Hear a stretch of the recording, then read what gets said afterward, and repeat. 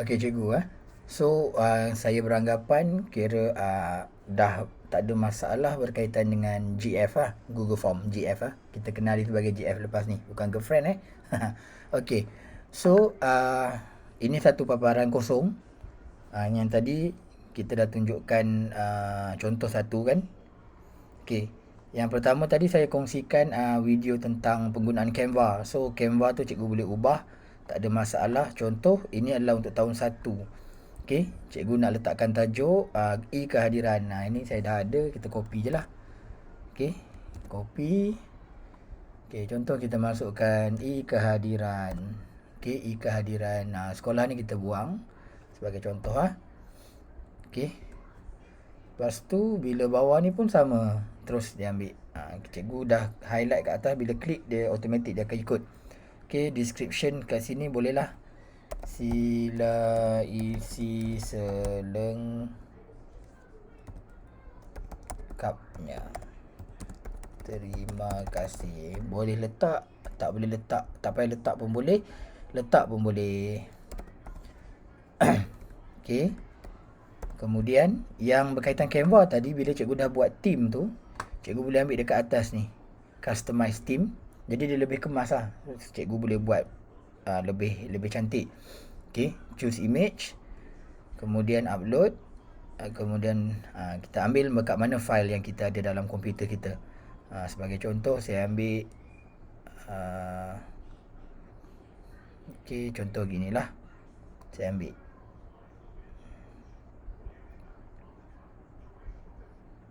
okey.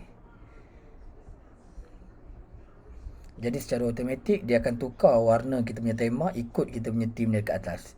Okey.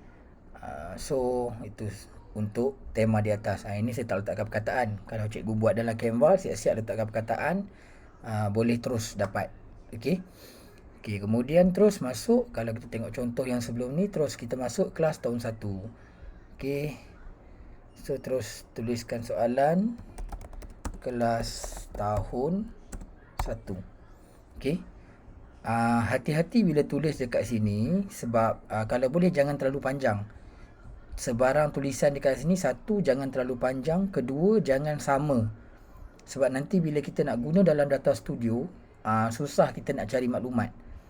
Sebab dia nak matchkan tu, benda tu kita susah nak cari sebab dia sama nama.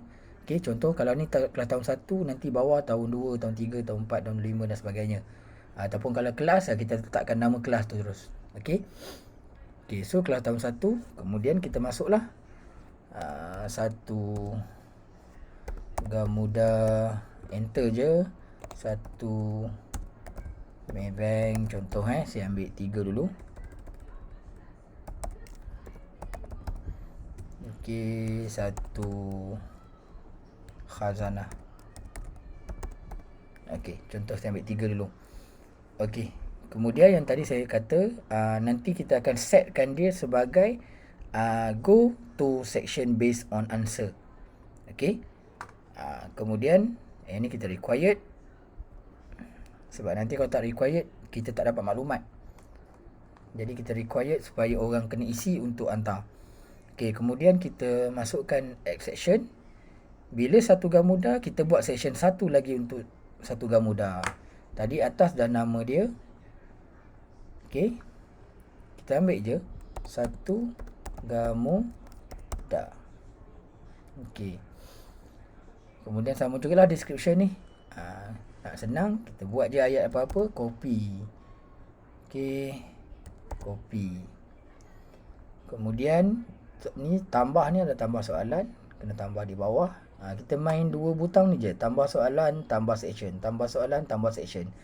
Okey, kat sini pastikan sama macam saya kata, tak boleh sama. Contoh kalau cikgu kata letak sini nama murid, nanti untuk satu Maybank nama murid, kalau boleh tak nak macam tu, sebab nanti dia bayar susah nak baca. Jadi kita ambil saja satu Gamuda, nama kelas terus, lebih mudah nanti.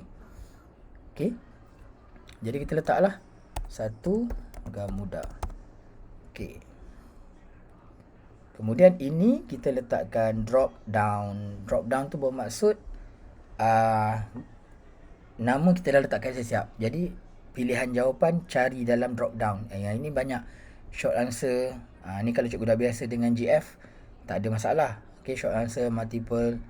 Okey, tapi dalam data studio kali ni kita nak gunakan dua je. Sama ada multiple choice dengan drop down. Yang lain tu kita abaikan. Okey. Drop down sama macam saya ajar tadi, satu gamuda kita ambil senarai nama. Dan cikgu jangan risau kalau susunan ABC dia tu tak betul ke tak ada masalah. Nanti saya bagi tahu cara untuk adjust ABC tu. Kalau ni saya tunjukkan kat sini terus. Okey. Highlight kan keseluruhan nama. Okey, klik kanan. Kemudian short range. Atas ni dia ada data has rather row. Dia ada tajuk. Kita ada tajuk. Senarai tadi satu gamuda. Jadi dia akan ubah ikut A to Z ataupun Z to A. So, ni sebab dah tersusun, kita buat Z to A. Contohlah Okey. Jadi A dah ada kat bawah dan Z dah ada kat atas. Sama juga sebaliknya kalau kita nak buat A to Z. Data ada, gamuda, A to Z susun semula. Okey. A to Z. Ambil senarai nama yang dah disusun. Nanti bila ada murid baru pun tak ada masalah. Cikgu masukkan je kat sini. Ada murid baru, tambah nama. Pastikan ditambah nama pada senarai nama ni. Dan ditambah juga dalam senarai nama dalam GF. Okey. Dalam GF tak tersusun ABC tak apa. Dalam sini tak tersusun pun tak apa, susun pun tak apa. Tapi lebih baik dekat sini kita susun. Dekat GF tak payah susun. Okey. Sebab senang kita nak cari nama nanti. Okey, yang ni kita copy. Kemudian masukkan dekat dalam kehadiran. Klik kat sini, paste saja. Ctrl V, Ctrl C. Okey, Ctrl C untuk copy, Ctrl V untuk paste. Siap satu.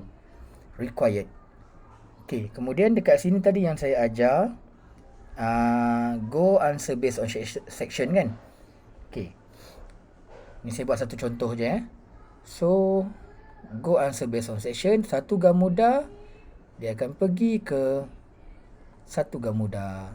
Nanti satu membank pergi satu membank. Section yang lain tambah. Ada 10 kelas, 10 lah section. Okey. Kemudian kita buat satu yang utama, tambah section. Kejap, salah. Okey. Section kat bawah dia, tambah satu lagi contoh kehadiran. Okey, contohlah kan. Sila pilih kehadiran anda. Okey. Sama juga tambah soalan. Jadi nanti semua senarai nama akan pergi dekat section terakhir ni. Okey. So, kat sini status contohlah. Okey. Hadir, tidak hadir. Okey. Required. Okey. Kemudian tadi saya kata setiap senarai nama kita nak pergi ke mana? Dia mesti pergi ke section kehadiran.